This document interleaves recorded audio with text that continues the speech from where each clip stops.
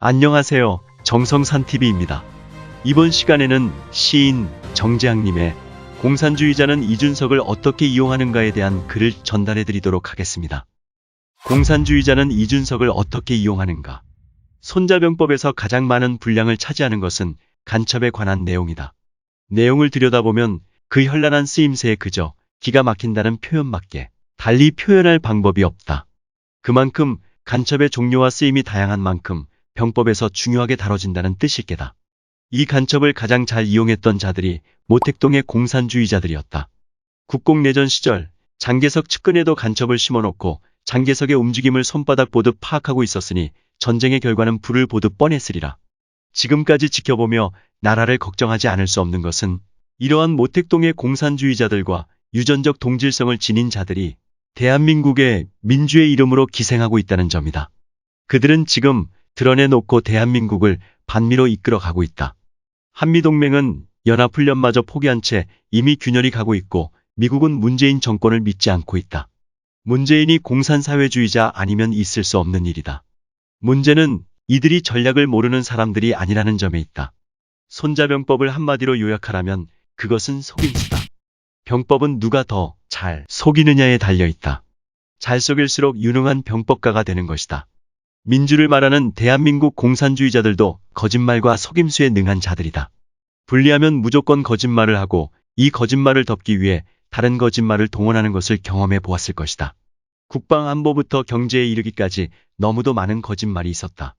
한미동맹을 깨놓고 한미동맹은 튼튼하다고 말하는 그들은 부끄러워하지 않는다. 거짓말에 대한 접근법이 우리와는 다르기 때문이다. 우리는 거짓말의 부끄러움과 도덕적 기준을 대지만 진보좌파는 이를 전략으로 수용한다는 것이다. 집권 초기에 문재인이 통계청장부터 바꾼 사실을 명심해야 한다. 2022년 대선은 문재인의 운명과 직결되어 있다. 만약 선거에 패한다면 문재인이 통치라는 이름으로 자행해온 온갖 반역의 흔적들이 드러날 것이다.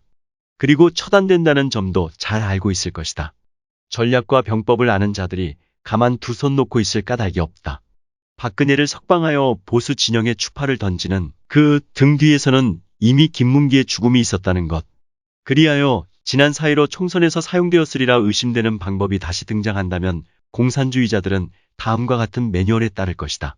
공산주의자들은 친여 성향의 여론조사기관을 동원하여 지지율 여론조작을 하고 이 조작된 지지율을 국민들에게 세뇌시켜 믿게 한 다음 실제로 이를 조작해내는 일련의 과정을 밟아나갈 것이다.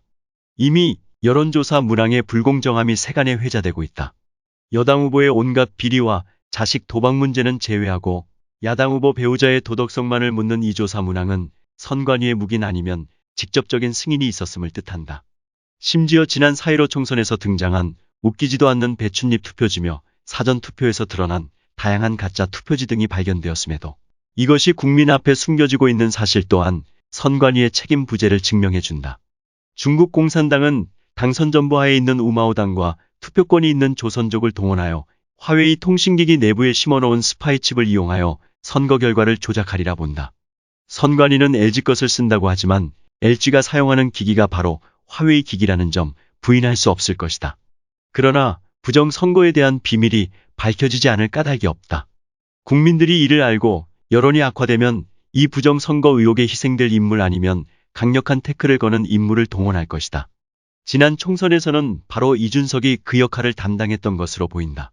이준석 이하 하태경은 핏대를 올리며 부정선거 의혹을 막아섰다. 야권 내부에서 이런 움직임이 있자 부정선거 의혹은 수그러들 수밖에 없었다.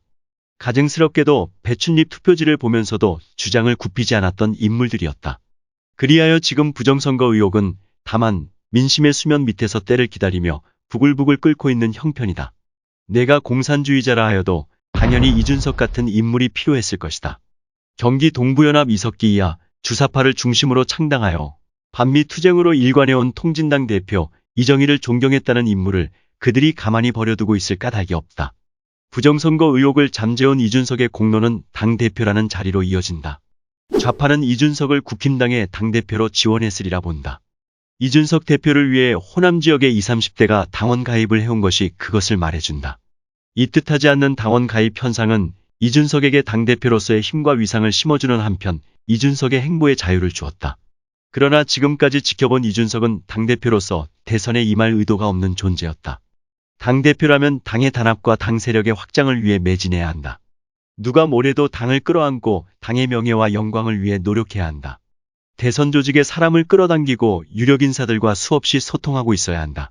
그러나 이준석은 앞장서서 당을 흔들고 있었다. 당 수뇌부에서 당의 핵심들과 싸우고 있는 것이다. 대선 후보와 분란을 일으키고 김종인과 싸우고 조수진과 싸우다가 잠적해버리는 짓을 반복하고 있다. 당의 머리가 그 모양이니 손발이 통일될 수 없다. 아직도 대통령 출마할 나이도 안 된 새파랗게 젊은 대표가 뭐가 그리 섭섭하고 뭐가 그리 서운한지 모른다. 아무리 봐도 의도적이라고 생각할 수밖에 없는 행동들이었다. 내가 공산주의자라 해도 나는 이준석을 그렇게 이용할 것이다. 분열은 간첩들이 목표하는 가장 효과적인 전략이다. 모든 집단의 흥망성쇠에는 단결과 분열이 작용한다.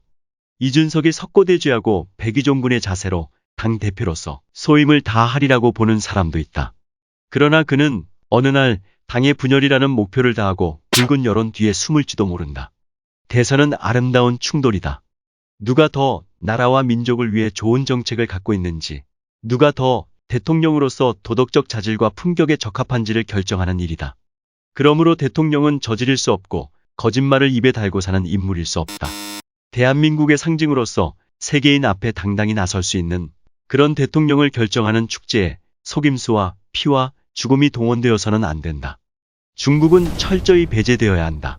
여기에 이준석은 어떤 역할을 담당해야 하는 것일까를 묻는다. 대한민국 20대 대통령을 결정하는, 그리하여 대한민국의 영광과 아름다운 내일을 결정하는 역사의 현장에서 이준석은 어떤 모습으로 살아야 하는 것일까? 정권 교체를 한 어린 공로자로서 차기 대통령감으로 인정받게 될 것인가? 아니면 추악한 배신자의 모습으로 사람들의 기억 속에서 사라지는 것일까? 운명은 선택이다. 선택은 스스로 결정해야 한다. 어떤 무엇이 속이려 든다 하여도 결정은 이준석의 몫이다. 2022년 12월 27일 전라도에서 시인 정재학. 지금까지 정재학 시인의 글을 전달해드렸습니다. 정성산TV 좋아요와 구독, 알림 설정 부탁드립니다. 감사합니다.